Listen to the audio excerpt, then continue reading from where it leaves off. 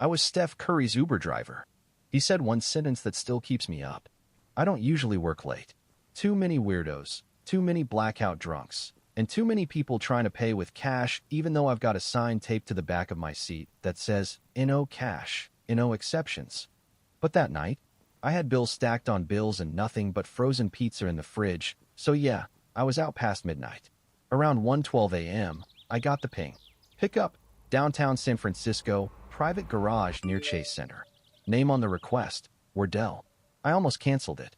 Figured it was some frat kid being cute with fake names. But I accepted. Drove over. Garage was empty. Dim. Quiet as death. And just as I was about to pull a U-turn, the side door opened, and out walked Steph Curry. No hoodie.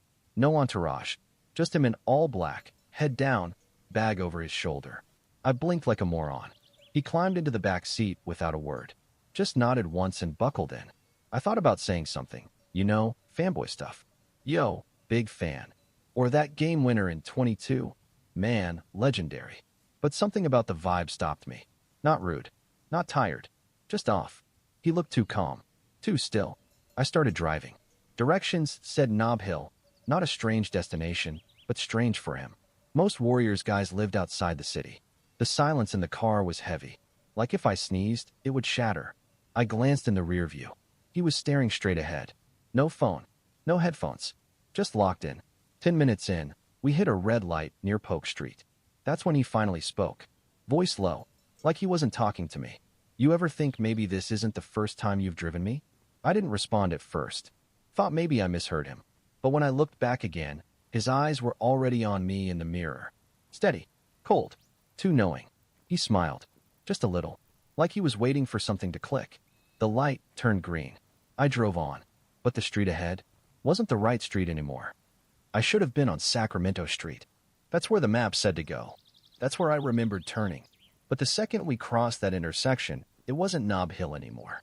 It wasn't anywhere. The lights were too dim. The buildings had no names. No signs. Just shadows and silence. Like a movie set where the production ran out of money halfway through. My GPS spun in circles. The route line vanished. In the mirror, Steph just kept watching me. Not annoyed. Not confused. Just waiting. You good, man? I asked, forcing a chuckle. He didn't blink. Didn't speak. My knuckles turned white around the steering wheel. You know this area? I asked. Because, this don't look like. He finally said something. Left here. There was no street. Just an alley between two buildings with no windows. But my hands turned the wheel anyway. Like they weren't mine. The alley stretched longer than it should have, too long. Like we were driving through a tunnel built in a dream. At one point, I swear the streetlights above us repeated, same crack, same flicker, like we looped through them before. Then the car stopped.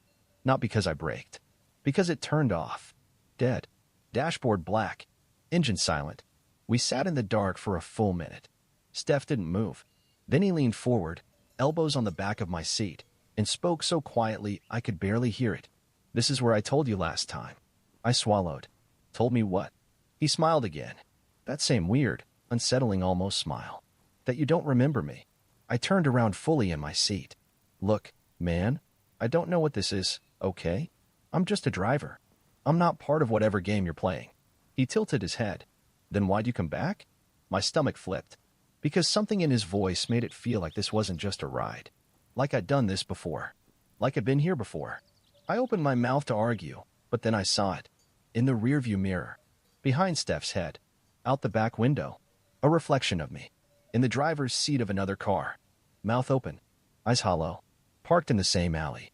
Wearing the same jacket I was wearing now. Watching. And behind that version of me? Another Steph.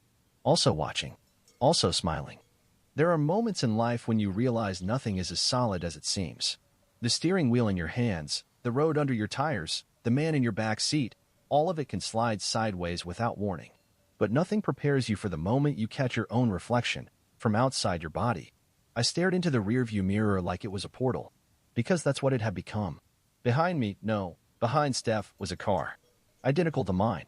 Same rust-flecked bumper. Same lift sticker peeling at the corner. And inside that car, sitting stiff and white-knuckled behind the wheel, was me. Not just someone who looked like me. Me. Same jacket. Same cap. Same little scar on my jaw from a dumb bottle opener accident 2 years ago. Only this version of me wasn't blinking, wasn't moving, just sitting perfectly still, eyes wide, mouth open like he'd just seen God, or maybe the devil. Steph didn't turn to look. He didn't have to. I told you, he said softly. This isn't the first time. I whipped my head around. The alley behind us was empty. Just cold brick walls and wet pavement stretching into darkness. I looked back at the mirror. He was still there. The other me. The other car. Same alley. But not this alley. Not anymore. The air inside my car felt thick, like it was pulling in on itself. My breath fogged up the windshield even though the temperature hadn't changed. I tried the ignition. Nothing. Dashboard stayed black. Steph leaned back again. Casual. Relaxed. Like this was all routine. Last time you made it to the end, he said. Didn't you wonder why you couldn't remember it? No, I said automatically. But even as I said it, something flickered at the edge of my thoughts. A dream. A scream. A stop sign melting into heat. Had I driven this route before? Had I met him before? I shook my head. Tried to focus. This some kind of prank? I snapped. You and the Warriors setting up some viral promo for the playoffs or something? Steph didn't answer. Instead, he reached into his coat pocket and pulled out something small. A plastic wristband. Plain. White. Stained. He tossed it on the center console. I picked it up. My name was on it. And beneath that, property of St. Magdalene Memory Clinic. My hands started shaking. What the hell is this? You wore that the first time, he said. Before the loop started. My throat closed. Memory Clinic. It sounded made up. Like something from a straight-to-streaming thriller. But the ink on the band was faded. Real. Too real. I looked at Steph again. You're not him. He tilted his head. No, he said. Not exactly. He didn't elaborate. Instead, he raised one hand and pointed out the front window. At the far end of the alley where the street should have been. Except now, there was a door. Not a gate. Not a garage. A literal wooden door, standing in the middle of the alley. No walls. No hinges. Just freestanding. Painted red. Like it had been waiting. You walked through it once, Steph said. But you didn't close it behind you. What's behind it? I asked. His smile widened just enough to make my spine curl. Depends who's walking. I turned toward the door. I didn't want to open it. But I couldn't leave it alone either. The door shimmered faintly like heat rising off asphalt. I unbuckled my seatbelt, not that I remembered putting it on, and opened the car door. The air outside felt old. Not cold. Not warm. Just used. Like this space had been breathed in and out 1,000 times. I took one step toward the door. Then two. The pavement made no sound under my boots. Behind me, Steph's voice echoed softly. If you walk through, you might remember what you left. I reached out and touched the doorknob. It was warm, and it was beating, like a pulse. I jerked my hand back. From the other side of the door, I heard music. Piano. A soft, wandering melody. Familiar. Almost comforting. Then it twisted. Slipped. Like the keys had been reprogrammed mid-song. Suddenly, every note felt wrong. I backed away. Turned to Steph. You want me to go in there? He didn't move. Not one, he said. You already did. My breath caught. The air was shifting again. The alley began to stretch behind us. The bricks softened, flickered like dying pixels. The car started to dissolve, edges turning transparent. And then I understood. This wasn't a place. It was a looped moment. A sliver of time replaying itself. Over and over. Waiting for one decision to change. Steph stood now. Outside the car. But when I looked at him fully, I realized it wasn't him anymore. It was someone wearing his face. And in its eyes? My memories. All of them. Even the ones I'd forgotten. Especially those. It took one step toward me. The red door behind me creaked open. Light poured out. But not yellow. Not white. Static. Moving static. Images and shadows and whispers fighting for shape. Choose, the thing said. Its voice was mine now. You open the door, or you stay in the car. I turned one last time toward the mirror on the car. No reflection. Just black glass. Like the decision had already been made. The red door creaked open like it hadn't been touched in years. But it wasn't dusty. It was clean. Polished even, like someone had been preparing for this. Like someone knew I'd be back, even when I didn't know I'd been here at all. Behind it? No alley. No city street. Just a hallway. Too narrow. Too bright. The kind of sterile, overlit corridor you only see in hospitals or cheap sci-fi sets. And it hummed, not like electricity, but like breathing. Low, steady, unnatural. I turned to the thing wearing Steph again, but it was gone. So was the alley. So was the car. I was alone now, and the only way forward was inward. The hallway stretched impossibly far, bending at angles that didn't make sense. I passed doors on either side, each unmarked, each pulsing with that same strange hum. Something inside me screamed to stop. But something deeper, something that wasn't quite mine, kept my legs moving. Until I reached the last door. Not red. Not marked. Just familiar. Like I'd seen it in a dream I'd forgotten. I opened it and stepped into my childhood bedroom. Not a replica. My room. Exact. Down to the cracked ceiling tile and the faded Warriors poster taped next to the light switch. Except now there was another me inside. 9 years old. Sitting cross-legged on the carpet, playing with Hot Wheels, headphones on, completely unaware that the man watching him was himself. He looked up suddenly, stared straight at me. "Do you remember this part?" he asked. I choked. "What the hell is this?" "This is where it happened," he said, and pointed to the corner, where something dark was moving. At first, I thought it was just a shadow, but then it started crawling. Long limbs, pale face, no eyes, just a mouth, smiling. And suddenly I did remember. The nightmare. The one I'd had for years as a kid and told myself was just sleep paralysis. But it wasn't a dream. It had been this. This moment. This thing. "I never left this room," my younger self whispered. "You did," I said. "We grew up. We got out." He shook his head slowly. "No. You left me. You gave me to it." My heart slammed against my ribs. Because I knew he was right. I remembered the clinic now. St. Magdalene's.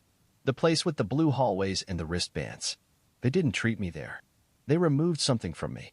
A memory. A fear. A thing. And it had been locked away behind a door shaped like Steph Curry. Because that's how my brain recognized safety. That's how it got me to come back. The shadow creature stepped forward. Its mouth opened wider. And from inside it, I heard a voice I buried. Mine. Crying. Begging. From the night I locked that door. From the night I let it in.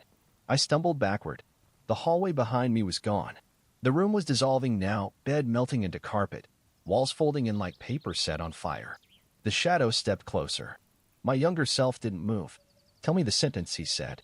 "What?" "The sentence," he said. "The one that kept you up at night." I remembered. "Steph, in the back of my car. You ever think maybe this isn't the first time you've driven me?" I said it out loud. And the shadow froze. Screamed. Not a loud scream, a glitching one. Like someone dragging nails across corrupted audio tape. The room shattered.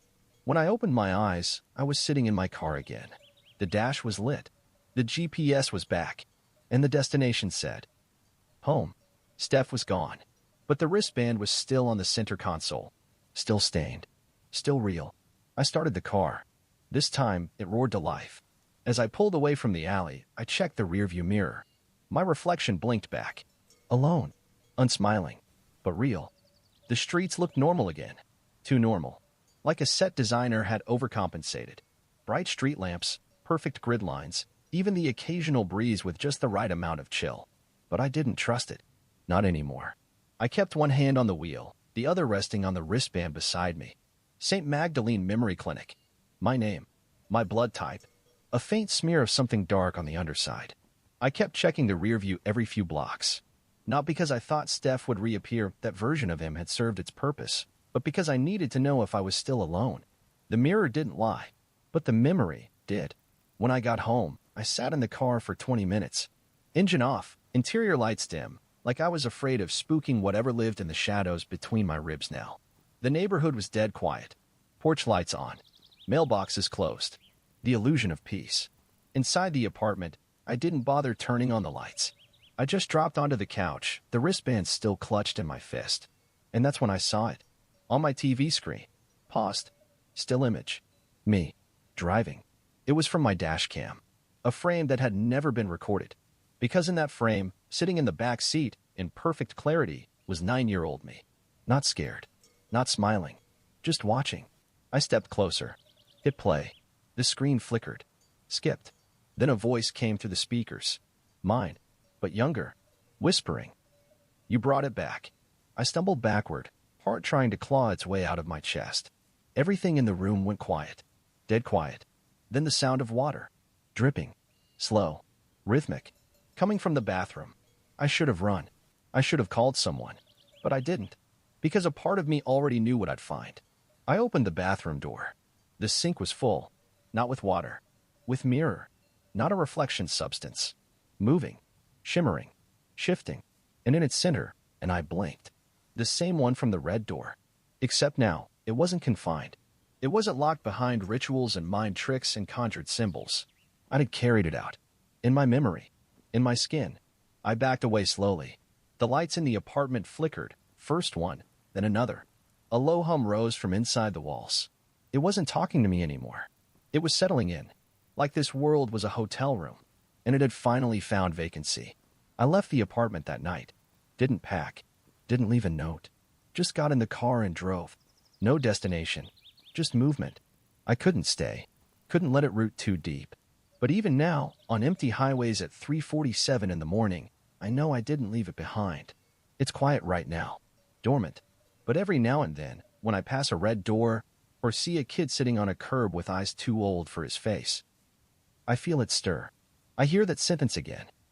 You ever think maybe this isn't the first time you've driven me? And I check my mirror, because one of these times, he won't be gone. He'll be waiting.